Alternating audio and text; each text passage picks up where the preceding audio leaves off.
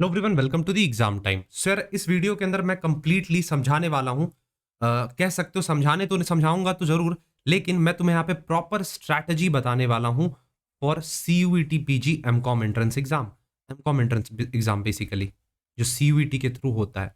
अब इसको समझने से पहले, एक स्ट्रैटेजी को समझने से पहले या एक रणनीति बनाने से पहले, मैं बताना चाहूंगा तुम्हें एग्जाम पैटर्न के बारे में। इस वीडियो को जाकर सबसे पहले देख लो, इसमें मैंने पूरी डिटेल में डिस्कस करा है CUET PG के एग्जाम पैटर्न को। क्या क्वेश्चंस कहाँ से आते हैं, बेसिकली कहाँ से तो नहीं बोलूंगा कि कितने क्वेश्चंस आते हैं, एक क्वेश्चन कितने मार्क्स के होते हैं, सेक्शन ए में कितना क्वेश्चन होता है, मार्किंग स्कीम पैटर्न, ये सारी चीजें मैंने इस वीडियो के अंदर देखा है। तो जाके CUET PG सेक्शन में, प्लेलिस्ट में CUET PG सेक्शन के अंदर जाकर तुम इसे देख सकते हो।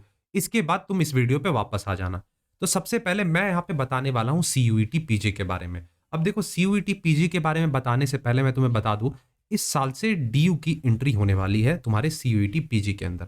पहले तक क्या होता था, BHU होती थी, मतलब इस साल तक BHU भी इसी साल, मतलब 2022 में आई थी इसके अंदर, और 2023 में तुम्हारे DU भाई साहब भी आ रहे हैं।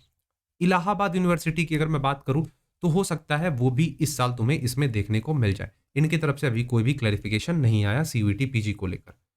तो समझ के चलो, जब DU की एंट्री हो रही है तो दो पॉसिबल कंडीशंस यहाँ पे निकल कर आ सकते हैं। मेरा काम है बताना, मैं तुम्हें यहाँ पे ऐसा नहीं कि कहोगे कि आप डरा रहे हो। क्वेश्चंस के लेवल इंक्रीज हो सकते हैं। पहला कंडीशन ये हो सकता है, पहले पॉसिबिलिटीज ये हो सकते हैं क्वेश्चन के लेवल इंक्रीज हो जाए, क्योंकि DU का अप्रोच मैं तुम्हें बता दूं कैसा है, प्रैक्टिकल अप्रोच है। BHU कहीं ना कहीं थ्योरेटिकल अप्रोच पे ध्यान देता है। होते हैं क्वेश्चंस प्रैक्टिकल, लेकिन ज्यादातर थ्योरेटिकल क्वेश्चंस होते थे। अब तुम समझना जरा, यहाँ पे लेवल इंक्रीज हो सकता है या फिर लेवल वही रहे, तुम्हारे कट ऑफ्स हाई हो सकते हैं। ठीक है, तो ये काम यहाँ पे हो सकता है। ये दो पॉसिबल रीजंस हो सकते हैं। बताना मेरा काम था, सुनना तुम्हारा काम है। अब तुम्हें मैं समझाऊं, अगर यहाँ पे सेक्शन यहाँ पे कैसे कैसे बाइफरकेट किए गए। CUET PG के अंदर दो सेक्शंस हैं। देखो, मैंने तुम्हारे सिलेबस को पूरे तरह से चार्ट के फॉर्म में समराइज करा है, तो इंपॉर्टेंट है समझना। सेक्शन ए के अंदर टोटल 4 सब सेक्शंस तुम्हें देखने को मिलेंगे। मैं समझाऊंगा क्या है कैसे है, मैं जूम करके भी दिखाऊंगा। 25 क्वेश्चन इससे बनेंगे, हर एक क्वेश्चन 4 मार्क्स का होगा।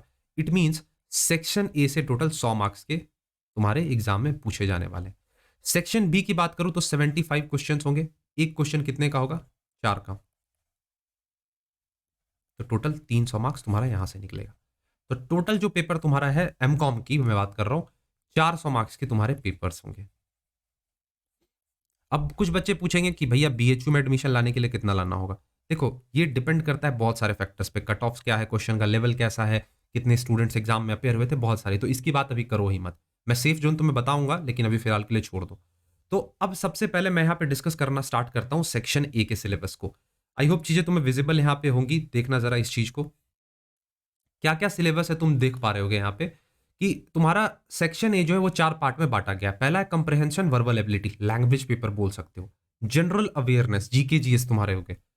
तीसरा है मैथमेटिकल एंड क्वांटिटेटिव एबिलिटी, और चौथा है एनालिटिकल स्किल्स। बताना इसलिए इंपॉर्टेंट हो जाता है क्योंकि बच्चों को यहाँ पे पता नहीं होगा। Analytical skills, mathematical reasonings, mathematical and quantitative ability, ये कर लोगे आराम से। फंसोगे कहाँ, जनरल अवेयरनेस में, दैट इज जीके जीएस जिसे बोलते हैं, जहां तक मैं जानता हूं। तो इसे कर लेना, ये इंपॉर्टेंट हो जाता है क्योंकि देखो, अभी से पढ़ोगे इसे तो ज्यादा बेटर रहेगा। तुम लैंग्वेज पेपर बहुत आसानी से कर लोगे, क्योंकि इसमें फिल इन द ब्लैंक्स हो गया, बेसिक बेसिक चीजें पूछे जाती हैं। कंप्लीट द सेंटेंस, सिनोनिम्स हो गए, एंटोनिम्स हो गए, करेक्ट करने वाला हो गया, ये सारी चीजें पूछे जाती हैं। मैथ्स भी कर लोगे, ज्यादा हार्ड नहीं है, बेसिक क्वेश्चन है। जब तुम PYQs देखोगे, PYQs के बारे में भी मैं भी बात करूंगा। और एनालिटिकल स्किल्स भी तुम बहुत ही आसानी से इसमें कर पाओगे। अब बात अगर करें सेक्शन बी की, तो इसमें मैंने इसे बाइफरकेट किया है बहुत सारे हेड्स और सब हेड्स में।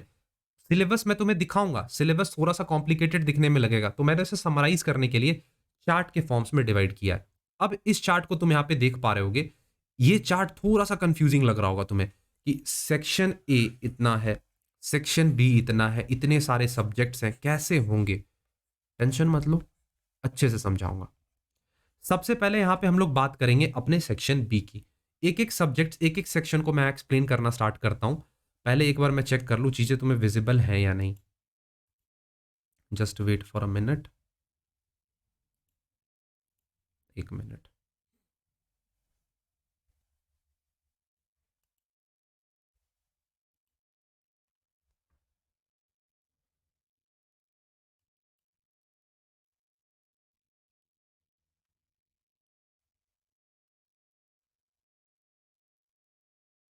चलो, मैं यहीं से तुम्हें बताता हूँ, 1 मिनट।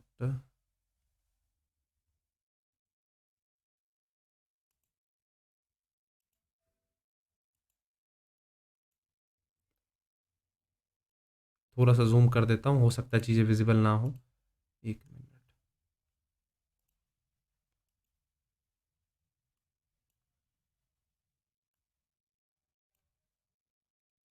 चलो, अब विज़िबल है। तो सबसे पहले अगर यहाँ पे मैं बात करूँ इकोनॉमिक्स की, तो इकोनॉमिक्स को मैंने कुछ पार्ट्स में बाइफरकेट किया है। यहाँ है तुम्हारा micro economics first, second one is macro, third one is Indian eco, fourth one is quantitative eco, fifth one is applied, sixth one is stats and the last one is public finance. कुछ खतरों को मैं यहाँ पे highlight कर देता हूँ, हो सकता है तुम्हारे लिए प्रॉब्लम्स क्रिएट करे। That is quantitative eco, that is applied business stats and statistical methods. Micro तुमने पढ़ा है, मैक्रो तुमने पढ़ा है, इंडियन इको का भी तुमने ओवरव्यू लिया है। ये 3 सब्जेक्ट्स हो सकता है बहुत सारे बच्चों ने ना पढ़ा हो। बिज़नेस स्टैट्स तुमने पढ़ा होगा, लेकिन कुछ स्टैट्स के पोर्शन तुम्हारे लिए नए हो सकते हैं। पब्लिक फाइनेंस बहुत ही ईज़ी है, 1 से 2 दिन के अंदर निपटा सकते हो, बात मान लो मेरा इस चीज़ में। तो मैं सबसे पहले सजेस्ट करूँगा इकोनॉमिक्स को कवर अप करना स्टार्ट करो, क्योंकि तुम्हारे माइक्रो से 4 से 5 क्वेश्चन्स रहेंगे ही, मैक्रो से 4 से 5 क्वेश्चन्स होगा ही, इंडियन इकोनॉमी से 2 से 3 क्वेश्चन तुम्हें देखने को मिल ही जाता है, स्टैट्स से 4 से 5 क्वेश्चन्स होंगे, ठीक है? क्वांटिटेटिव इको से बहुत कम क्वेश्चन रहा था, फिर पब्लिक फाइनेंस से 1 आध 2 क्वेश्चन निकल सकता है। अब बात कर लेते हैं बैंकिंग की, ईज़ी है, बहुत ही आसान है, आसानी से कवर अप कर सकते हो, कोई डाउट वाली बात ही नहीं है यहाँ पे। तो इसके अंदर 3 heads, currency banking, development banking, law and practice banking. Law and practice में तुम्हें बैंक से रिलेटेड कुछ लॉज़ देखने को मिल जाएँगे, ठीक है? ये तो तुम्हारा मनी एंड बैंकिंग जो तुमने ग्रेजुएशन में पढ़ा होगा वही है, currency and banking and development banking, बहुत ईज़ी। मार्केटिंग भी ईज़ी में आ जाता है, तुम्हें जस्ट रिवाइज़ करने की ज़रूरी है। इस यूनिट को मार्केटिंग, प्रैक्टिस एंड फाइनेंस इसको तुम बहुत आसानी से खत्म कर लोगे। इसमें कुछ चीज़ें नई तुम्हें पढ़ने को मिल सकती हैं। DAGMAR, डगमार, AIDA, ये सारी चीज़ें तुम्हें यहाँ पे नई पढ़ने को मिल सकती है। तो सेकंड जो है इसका बहुत ईज़ी है, आसानी से कवर कर सकते हो, और फर्स्ट भी ईज़ी है, बस थोड़ा-सा कांसेप्ट तुम्हें वहाँ पे बनाना पड़ेगा। अब अगर मैं बात करूँ यहाँ पे आगे के सब्जेक्ट्स की, दैट इज़ लॉ। लॉ देखो, तुम्हें भी पता है ये लॉ थोड़ा-सा जो होता है, ये सब्जेक्ट जो है तुम्हारा, 1 मिनट। हाँ, ये जो लॉ तुम्हारा सब्जेक्ट है थोड़ा-सा कॉम्प्लिकेटेड हो जाता है। इनकम टैक्स सबसे ज़्यादा 3 क्वेश्चन तो रहेगा ही। कंपनी लॉ से भी 1-2 2 क्वेश्चन 4 क्वेश्चन रहेंगे ही, और बिज़नेस लॉ से भी 4-5 क्वेश्चन्स रहेंगे। बिज़नेस लॉ ईज़ी इसलिए हो जाता है क्योंकि कॉन्ट्रैक्ट है, SOGS है, सेल्स ऑफ गुड्स एक्ट है, फिर नेगोशिएबल वगैरह है। तो ये सारी चीज़ें बहुत ही आसानी से कर लोगे। अकाउंटिंग, ऑडिटिंग में देखो ये जो फर्स्ट 3 पोर्शन है, ये तुम्हारा अकाउंटिंग है। डिटेल सिलेबस भी मैं भी दिखाऊँगा। कॉन्टेम्पोरेरी ऑडिट, ऑडिट बहुत आसान है, बहुत जल्दी कर लोगे। कुछ नहीं है इसमें। और वहीं बात की जाए मैनेजमेंट ऑर्गेनाइजेशन की, तो सबसे पहले ऑफिस मैनेजमेंट, बहुत कम क्वेश्चंस होंगे, बहुत कम होंगे क्वेश्चंस, मैं बोल रहा हूँ। अभी अगर ट्रेंड को समझो तो था क्वेश्चन, 2 से 3 क्वेश्चन था, लेकिन अभी से इतना टाइम मत देना इस पे। ऑर्गेनाइजेशन ईज़िली कर लो, मैनेजमेंट ईज़िली कर लो। अब देखो मैथ्स के लिए इंपॉर्टेंट टिप, जिन बच्चों का मैथ्स स्टार्टिंग से हिला हुआ है, जिन स्टूडेंट्स का मैथ स्टार्टिंग से हिला हुआ है, वो इसको कवर मत करो। मेरा यही सजेशन रहेगा। और जिनका कैलिबर है कि उनको लगता है कि इन 4-5 महीनों में कर सकते हो, तो बिल्कुल करो। मैं अपना एक्सपीरियंस सजेस्ट कर रहा हूँ, टाइम वेस्ट करके फ़ायदा नहीं है जिनका मैथ्स नहीं हो रहा है। बेटर ये रहेगा कि तुम बाकी के सब्जेक्ट्स पे फ़ोकस करो, ठीक? अगर कर सकते हो तो बहुत अच्छी बात है, नहीं कर सकते हो तो कोई खराबी नहीं है। इंश्योरेंस 2 दिन में निपटा लोगे, 2 से 3 दिन में, और ट्रेड ऑफ इंडिया तुम्हारा मैक्स टू मैक्स 7 डेज़ लेगा। ये चीज़ याद रखना। इससे ज़्यादा नहीं होगा। अब एक-एक करके देखो, मैं डिटेल सिलेबस पे जाऊँ, उससे पहले एक तुम्हारे लिए प्यारा-सा छोटा-सा होमवर्क है यहाँ पे। क्या होमवर्क करना है? सबसे पहले तुम्हें जाना है प्ले स्टोर पे, ठीक है? प्ले स्टोर पे क्यों क्यों भिजवा रहे हो प्ले स्टोर पे बताओ? अरे यार, प्रमोशन मार रहा हूँ अपने आप का। क्यों प्रमोशन मार रहे हो? तुम्हारे बेनिफिट के लिए। देखो 1 मिनट। हाँ, प्ले स्टोर पे जाओ और एग्ज़ाम टाइम ऐप डाउनलोड करो, ठीक है? प्ले स्टोर पे जाके एग्ज़ाम टाइम ऐप डाउनलोड कर लो। हुँ। प्ले स्टोर पे जाना है, एग्ज़ाम टाइम ऐप डाउनलोड करना है, और यहाँ जो तुम देख पा रहे हो नोट्स या फिर स्टडी मटेरियल करके आएगा, इस सेक्शन में जाना, और तुम्हें यहाँ पे CUET एमकॉम के नाम से सेक्शन एक देखने को मिलेगा, ठीक है? वहाँ से तुम पेपर्स देख लेना अपना।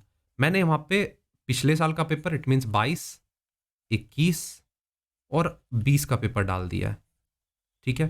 कोशिश करूँगा 19 का भी अवेलेबल करवाऊँ। 4 साल का हो जाएगा।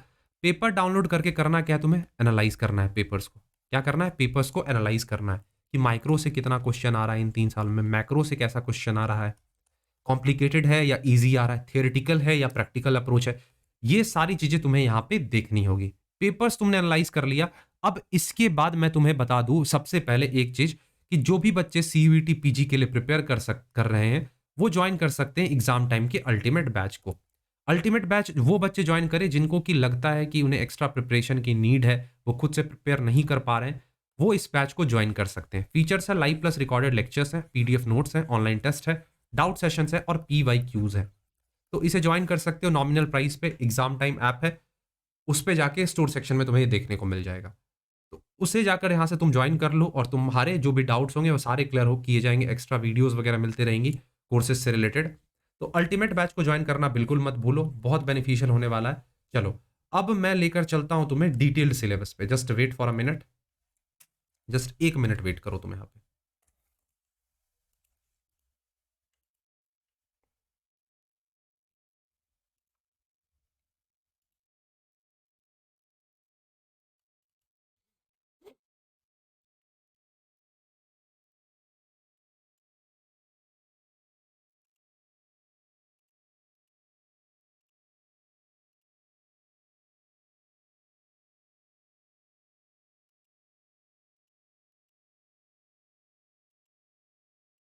चलो देखो, ये है तुम्हारा सिलेबस फॉर कॉमर्स, ठीक है, PGQP 37। सबको यहाँ पे डिटेल में एक्सप्लेन किया गया है। टेलीग्राम पे मैं ये पीडीएफ डाल दूंगा, सबको जाके एक बार पढ़ना। 33 लगभग 24-25 सब्जेक्ट्स हैं, सबको देखोगे समझ में आएगा। मैंने तुम्हारे सिलेबस को चार्ट के फॉर्म में डाला क्योंकि तुम्हें समझने में आसानी हो। अगर ये मैं करके दिखाता तो थोड़ा सा हलवा होता तुम्हारे माइंड में कि ये बस रीडिंग मारने आए हो। मैं यहाँ पे तुम्हें एक्सप्लेन कर रहा था कैसे प्रिपेयर करना चाहिए। सबसे पहले मैं ये तुम्हें सजेस्ट कर दूं कि सबसे पहले कोर सब्जेक्ट्स को उठाओ जो कि तुम्हारे ग्रेजुएशन में रहे, तुमने जिसे पढ़ा है रिवाइज मारना स्टार्ट करो, क्योंकि हो सकता है तुमने पढ़ना छोड़ दिया हो वो सारे सब्जेक्ट्स और तुम वो भूल चुके हो। तो रिवीजन मारना स्टार्ट करो सबको। सबसे पहले पेपर्स एनालाइज करते रहो। जो एक्स्ट्रा सब्जेक्ट्स तुम्हारे लिए जो तुम्हारे ग्रेजुएशन में नहीं थे, सबको एक जगह नोट कर लो कि ऑफिस मैनेजमेंट नहीं था, पब्लिक फाइनेंस नहीं था, क्वांटिटेटिव इको नहीं था, स्टैटिस्टिकल मेथड्स नहीं थे, फिर ऑफिस मैनेजमेंट नहीं थे।